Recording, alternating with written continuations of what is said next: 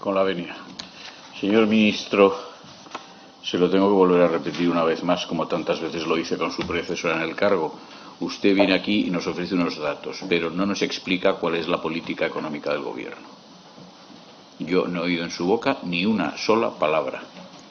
Dar unos datos no significa, algo que pretenda usted aquí, que hagamos una sucesión de inferencias para concluir. Bueno, pues yo le agradecería que usted nos lo explicase. Yo sospecho que, como quiera que ustedes son perseverantes en este silencio, es que el gobierno no tiene política económica, pero no solamente por el silencio, sino porque precisamente la evolución de la economía española también lo refleja, esa carencia de política económica. Bueno, he de decir que en los últimos meses ha habido alguna novedad sobre este particular, y es que el presidente del gobierno, en un pleno celebrado en el mes de julio, en el pleno del Congreso, julio pasado, dijo esta frase, que creyó que era una frase algo así como para, no sé, grabar en su lápida: Keynes está más vivo que nunca.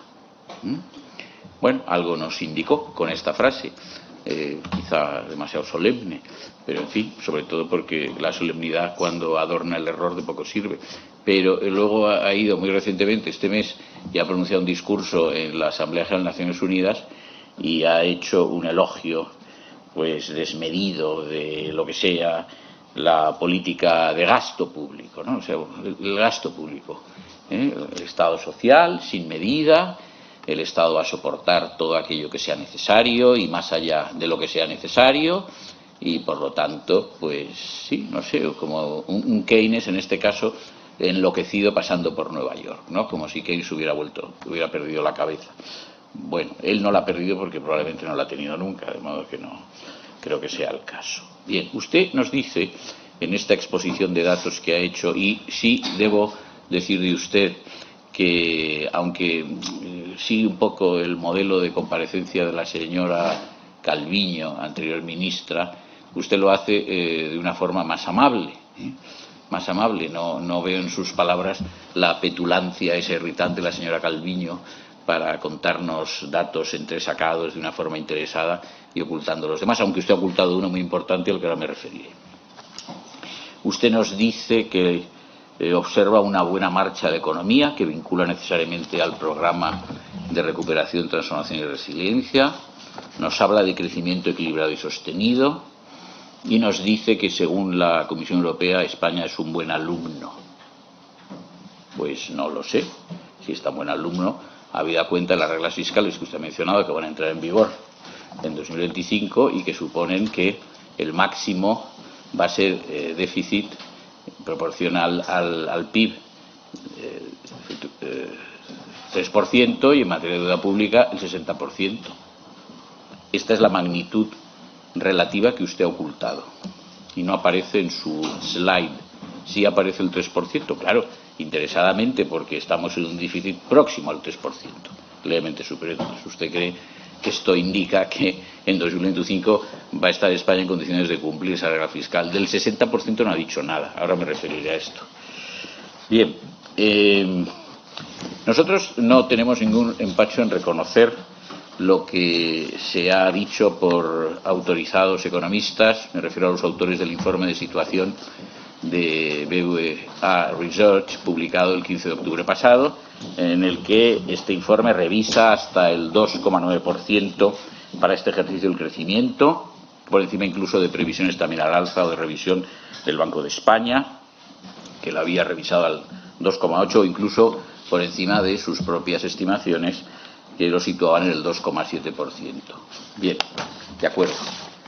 Nos parece bien, nos parece satisfactorio, pero si yo continúo leyendo ese informe del Servicio de Estudios del BVA, pues no puedo atribuir a este comportamiento en materia de crecimiento nada especialmente significativo, habida cuenta de lo que se dice en materia de inversión.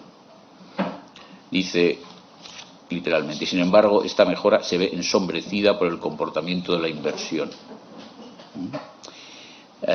Y se habla específicamente del problema de la falta de inversión productiva. Dice: deberíamos estar viendo mucha más inversión productiva y mejoras de la productividad, que no estamos viendo. El crecimiento está siendo por adición extensivo, por acumulación de nuevo empleo, sobre todo extranjero, pero no en términos de productividad. Y añade uno de los autores, la brecha es muy grande. La inversión sigue siendo un componente del PIB que se encuentra por debajo de los niveles previos a la pandemia. A este efecto de lo que representa en el crecimiento y lo que es una política económica del Gobierno, el entendimiento de este grupo, sobre la inversión productiva, yo me permito recomendar la lectura de dos obras de Jacques de la Rosière publicadas en francés y en inglés en París, una en 2021 y otra en 2022, cuyo título son bastante expresivos de lo que dice este autorizado economista, que fue gobernador del Banco de Francia, que fue director general del Fondo Monetario Internacional, presidente del Banco Europeo de Reconstrucción y Desarrollo y tantas otras cosas. La de 2022, para ser el título, para terminar con el reino de la ilusión financiera. 2 puntos. Para un crecimiento real. Pues no es posible el crecimiento real, coincidente, en este caso la Rosière ex ante con lo que después está diciendo BBVA, sin esa inversión. Y en particular sin lo que sea la inversión productiva, señor ministro.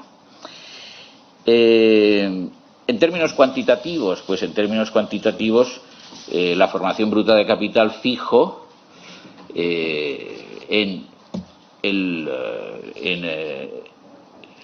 segundo trimestre de 2014, datos del INE, de 2024, datos del INE, es un 0,4 inferior a la formación bruta de capital fijo, es decir, la inversión del último trimestre de 2019, un 0,4 menos. Es decir, la inversión no crece, sino que sigue decreciendo si establecemos como término de comparación el último trimestre de la economía española anterior a la epidemia, a la pandemia. Y todo ello a pesar de los fondos puestos a disposición por la Unión Europea para desarrollar esas inversiones asociadas al llamado plan de recuperación, etcétera. Este dato es muy malo y no lo destaco yo, lo destaca este informe que, como digo, pone en duda eso que usted ha llamado crecimiento equilibrado y sostenido sobre la base de este dato. Pero voy a decir algo más, toda vez que estamos hablando de demanda. Sí, voy a decir algo más, que también se lo he dicho en alguna ocasión anterior y que, en fin, tampoco veo aquí ninguna mejora respecto de comparecencias trimestrales precedentes. El gasto en consumo final de los hogares ha subido algo, es verdad. Estábamos en magnitudes despreciables respecto, de nuevo, al último trimestre de 2019.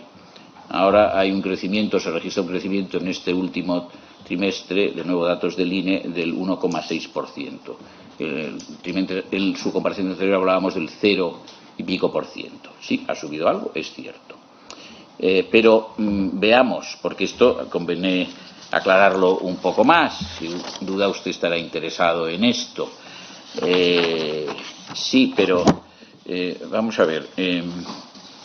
Y el gasto de los hogares, el consumo, el gasto final de los hogares per cápita es menor en este trimestre último que en el último de 2019, menos 0,3%.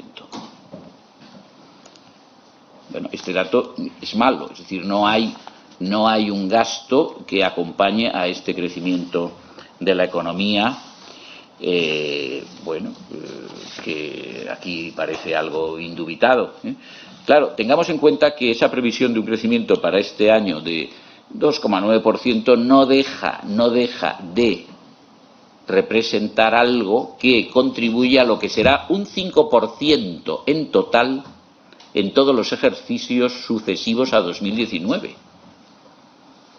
Es decir, que 2020, 21, 22, 23 y 24, un 5% de crecimiento. Bueno, es cierto que estamos haciendo al 2,9, pero el crecimiento respecto de 2020, con la bajada de algo más del 10%, pues se deja todavía sentir como un crecimiento débil. En todo caso, el PIB real per cápita solo arroja un crecimiento respecto de 2019 del 1,9%, magnitud muy inferior al 5% si no tenemos en cuenta su proporción por cabeza. Y, finalmente, el PIB real per cápita medido en poder de compra, atribuyendo a la media de la Unión Europea, los 27 Estados miembros, el índice 100, España está por debajo en un 3,3% de esa media, lo que es tanto como decir que está en un índice 88, es decir, 12 puntos por debajo de un índice 100. Luego un crecimiento, de nuevo, y yo no creo que aquí me invente nada, estoy leyendo unos datos, en este caso de Eurostat, del segundo trimestre de 2024, pues que indican que no es un crecimiento, como usted dice, desde luego, ni sostenido ni equilibrado. Y por último, y ahora yo concluyo porque creo que habrá un poco más de tiempo en una segunda intervención, confío en ello. Vamos a ver, ahora voy a hablar brevemente de la deuda porque no he podido hacerlo, pero lo voy a hacer más adelante. Vamos a ver, señor ministro,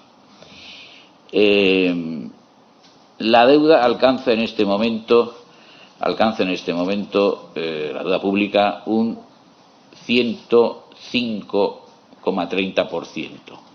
Datos del Banco de España, segundo trimestre de 2024. Y esto significa que ha crecido desde 2019 un 33%. La deuda. Desde 2019 un 33%. Pero la economía española, ya teniéndonos al PIB, no yendo al per cápita, solamente ha crecido un 5%. ¿Usted encuentra que hay proporción entre una cosa y otra? Porque a mí me parece que hay una desproporción manifiesta y que esa política de endeudamiento no está contribuyendo en modo alguno al crecimiento y, por lo tanto, no solamente no es sostenido, sino que tampoco es, en contra de lo que usted ha afirmado, equilibrado. Muchas gracias al señor Sánchez García. Señor Sánchez, la discusión de política económica. Venga, hoy voy a entrar un poco, vamos a entrar. No por el lado que usted quisiera, yo creo, pero bueno, voy a entrar. Y voy a entrar por el ámbito empresarial, que para mí es un ámbito clave para la política económica hacia adelante y que está también en el ámbito de competencias del Ministerio. Hablábamos antes de la productividad o la inversión como uno de los grandes retos hacia adelante.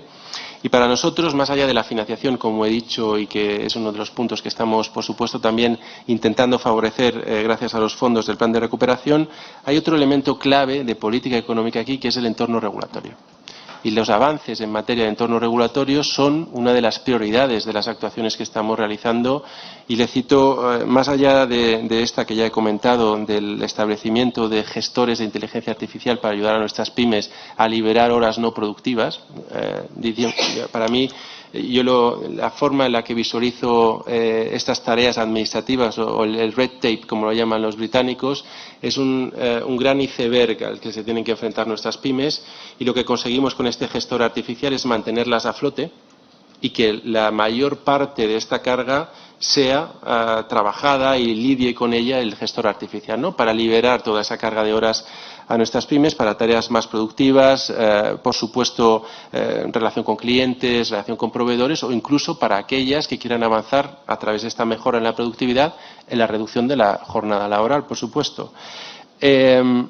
Más allá de esto, además tenemos en marcha un proyecto, yo creo que es muy interesante, con las comunidades autónomas, que es el proyecto de reducción de carga regulatoria o régimen 20 que hemos llamado. Este régimen 20 bebe de la iniciativa LETA de Mercado Interior, que él llama régimen 28, donde lo que pretende es que a nivel sectorial hay una especie de fast track o de manera rápida para las empresas de acceso al conjunto de los 27 Estados miembros a través de cumplimiento de unos requisitos de este régimen 28, ¿no? Régimen adicional. Pues bien, esta recomendación tiene una implementación directa en el caso del mercado interior español, donde tenemos en muchos sectores 17 regímenes o diferencias, incluso 17 más 2, ¿no? Más las dos ciudades autónomas, incluso muchas veces a nivel municipal, no solo a nivel de las comunidades autónomas. Y aquí lo que estamos haciendo es una aproximación de coordinación, de cooperación con las comunidades y con los ayuntamientos a través de la Federación Española de Municipios y Provincias para, a través de esa coordinación, teniendo en cuenta que las competencias en esta materia son compartidas, a través de esa coordinación aligerar, homogeneizar, armonizar normativa que permita de nuevo liberar carga y que nuestras empresas puedan acceder al mercado nacional como un verdadero mercado único, que no existan esas barreras, ¿no? De nuevo, otro proyecto que esperamos que pueda contribuir a avanzar en la reducción de la carga regulatoria y, por lo tanto, en la mejora de productividad de nuestras empresas. Y luego, por supuesto, a nivel europeo, como comentaba antes, con proyectos adicionales como los que tenemos en marcha, que ya le comentaba la señora Sagastizábal. Decía usted que no he comentado la cifra del 60%. Pues la comentamos, yo no tengo ningún problema. Las reglas no tengo ninguno. No tengo ni tenemos ningún problema. Señor Sánchez Rodríguez, por favor, no entre en diálogo, por favor. Las nuevas reglas fiscales, y este es un elemento que quizá deberíamos añadir a esa diapositiva, lo que tienen es una visión de largo plazo.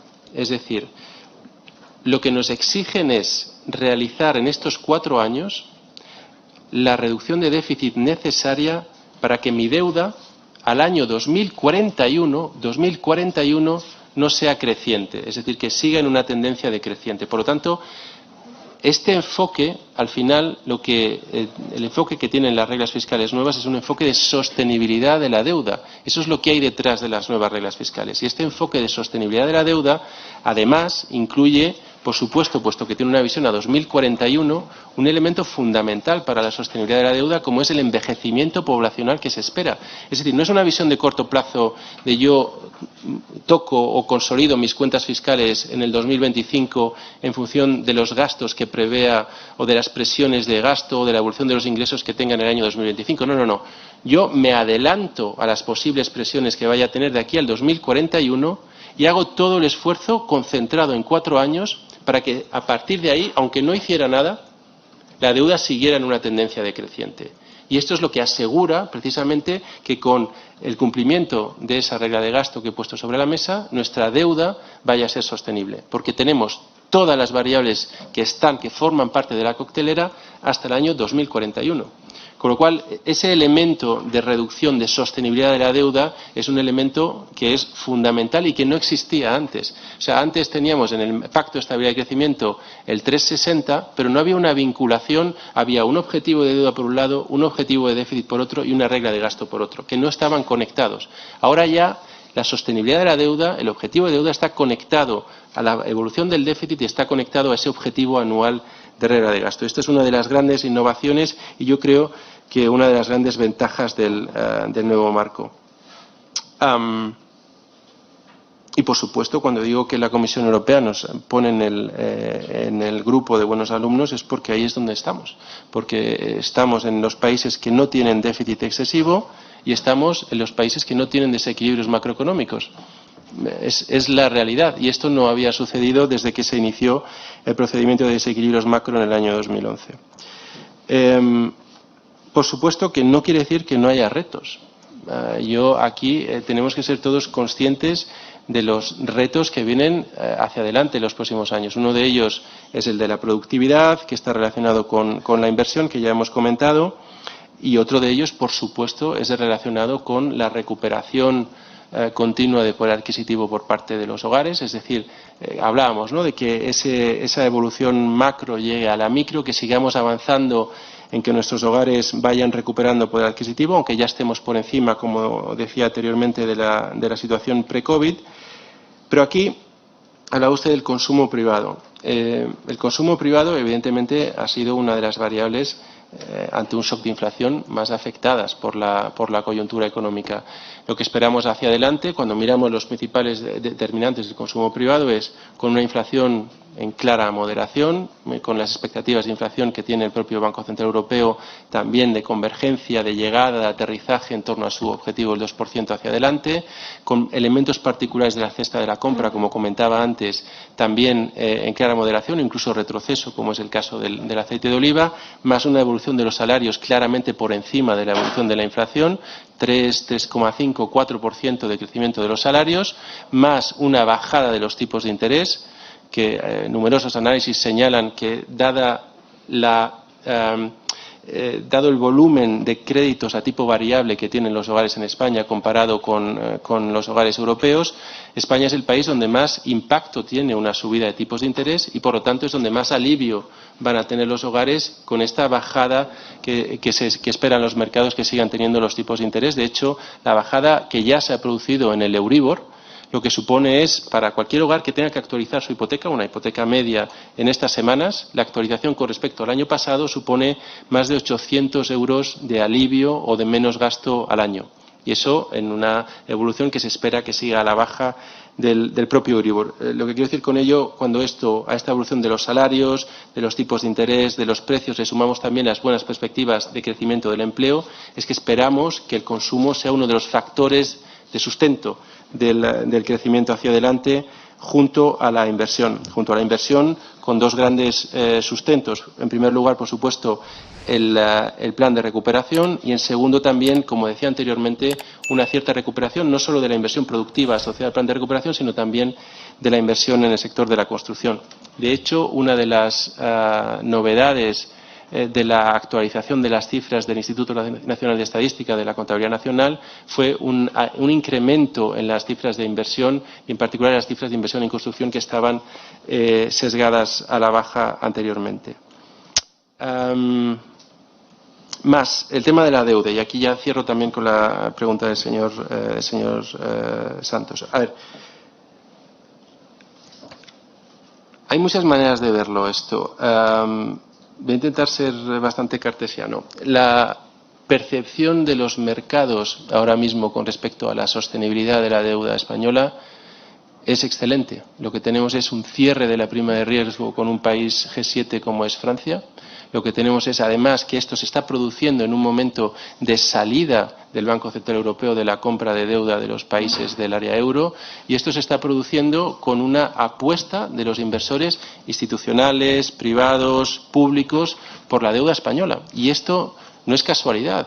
Está acompañado de dos factores. Uno, el crecimiento y las buenas perspectivas de crecimiento hacia adelante, y dos, la bajada de la ratio de deuda PIB, ese elemento de responsabilidad fiscal. No hay más. Quiero decir que no es casualidad que esto se esté produciendo y que haya ese apetito por compra de deuda española, incluso en estas circunstancias donde, a nivel de la zona euro, las grandes economías de la zona euro están en una situación de desaceleración. Esa no es la percepción de España, al contrario, una percepción positiva, tanto en términos de su responsabilidad como en términos de su evolución y de su crecimiento.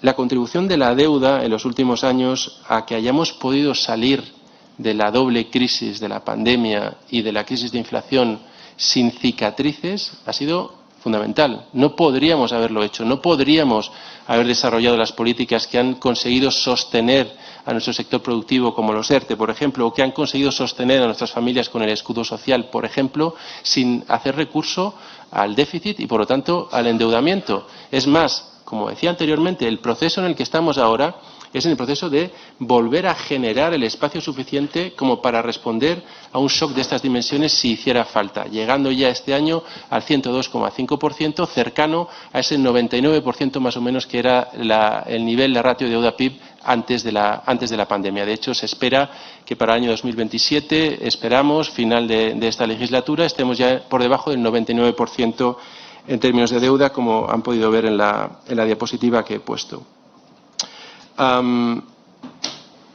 Y esto yo creo que engancha también con un comentario del señor Montalvez con respecto a la recuperación diferencial en esta crisis o en esta doble crisis con respecto a salida de crisis anterior, ¿no? Y yo creo que tenemos que ser conscientes de que el recurso al endeudamiento europeo y el recurso al endeudamiento doméstico ha supuesto esa capacidad de generar los planes de recuperación y ha supuesto esa capacidad de dar una respuesta rápida y contundente y creíble a esta crisis, a esta doble crisis, como decía, teniendo además el compromiso de vuelta a un elemento de responsabilidad con un déficit ya en el 3% este año. Y este 3% no lo he citado, como bien ha dicho usted, por casualidad. Estamos ya dentro de lo que es el grupo de países con menos de un 3%, que es el límite del Pacto de Estabilidad y Crecimiento, y con visos, como han podido ver en la diapositiva, de seguir reduciéndolo. Y le voy a dar otro dato que seguro que a usted le gusta o lo aprecia. En el año 2025 lo que prevemos es un 2,5% de déficit. Y esto en términos primarios va a ser superávit. Es decir, en el año 2025 vamos a volver a contribuir a la reducción de la ratio de deuda, no solo por el denominador, sino también por el numerador. Y esto, de nuevo, es empezar o seguir con un efecto bola de nieve positivo que nos ayude en esa apuesta, ¿no?, por la responsabilidad fiscal. La palabra por el Grupo Parlamentario Vox, el señor Sánchez García. Con la venia, solamente estoy de acuerdo con usted en lo que ha dicho relativo a la intervención del PP. Yo tampoco lo he entendido. Por un momento he entendido que le reprochaba a usted un plan de ajuste y al mismo tiempo me ha parecido entender que están de acuerdo con el plan Draghi. No comprendo nada. Bien, da igual, es un problema del PP. Vamos a ver, no, usted de política económica no ha hablado. Claro, hablarme de la desregulación mediante un gestor artificial para favorecer a las pequeñas empresas, esto no es política económica, esto es un apéndice de la política económica. Por ejemplo, política económica, grosso modo, una idea, es lo que ha dicho el señor Pagani en su alocución en la Asamblea Nacional Francesa. Ha dicho, vamos a ver, ¿cómo se reduce el déficit? Y ha dicho 2/3 con cargo al presupuesto, o menos gasto. 1/3 incremento fiscal, mayor presión. Bueno, menos gasto, más ingresos financieros. Ya está. Eso es un elemento sencillo, fácil. Usted ni siquiera nos dice eso. Bueno, lo lamento, lo lamento. Vamos a ver, no nos pretenda usted decir, si yo lo he entendido bien, que la regla fiscal del 60% de la deuda respecto del PIB es para 2000, ha dicho usted, 2040 y tantos. Eso no es así. Usted nos explica una cosa que ya sabemos, claro que cuanto más se reduzca la deuda, más sostenible será esta. Bueno, se habrá quedado usted calvo de tanto pensar para decirnos esto. Como que nos ha dicho que ahora la Unión Europea o la Comisión considera que, claro, que entre déficit, gasto y deuda, que hay una interdependencia. Bueno, pues también, en fin, si se han dado cuenta ahora de esto, lo lamento, estaban un poco en la inopia, ¿eh?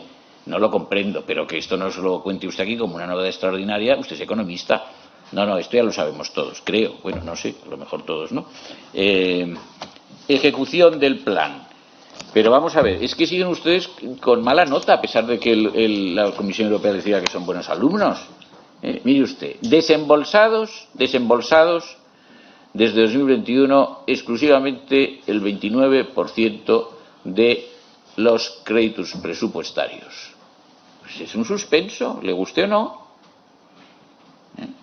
Adjudicados, compromisos asumidos de gastos sin desembolso, el 54%, pero desembolsado el 29%, suspenso. Lo lamento, me gustaría poder decir otra cosa, aun cuando además tengo dudas sobre el destino que se ha dado a esos fondos, porque ya se lo he dicho en más de una ocasión, eso estaba concebido para estimular la oferta, no la demanda.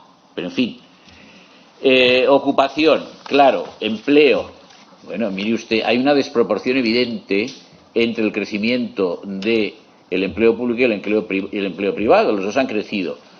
En el sector público, más de 300.000 funcionarios más que en 2019. ¿Y usted me va a hacer a mí creer que eran necesarios los 300.000 funcionarios más para atender necesidades causadas por la situación coyuntural de la crisis de la epidemia? Pues no. Y hay una desproporción además entre la contribución a la población activa, entre lo que representa el sector privado y el público en razón del crecimiento. Ha crecido más el empleo público por comparación al privado. ¿No se entiende por qué? Sí, porque a ustedes les gusta más empleo público y más gasto público, pero no por una razón de eficiencia, sino porque tienen esas manías, resabios un poco bobos, yo creo, a estas alturas ya de esta película que por momentos tiene escenas un poco calamitosas. García Sánchez, tiene que ir terminando, por favor. Sí, voy a terminar. Se ha referido usted también inicialmente a que esa desregulación que era para favorecer a las empresas. Bueno, ¿y usted no piensa en la fiscalidad de las empresas? ¿No se le ha ocurrido? Hable usted con la ministra de Hacienda.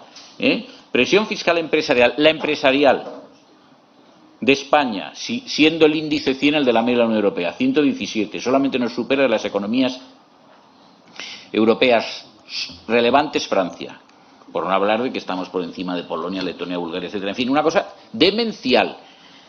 El esfuerzo fiscal, tampoco habla usted de esto, con unos índices máximos de recaudación, ha crecido un 27% la recaudación tributaria respecto al último trimestre de 2019, un 27, casi un 28%. Bueno, el esfuerzo fiscal de los españoles, siendo también 100 convencionalmente, el índice de la media de la Unión Europea está en un 117. Señor García. Alemania un 79. ¿Usted se da cuenta de la diferencia? 47 puntos de diferencia, casi 50 puntos. Reino Unido 56. Irlanda 19.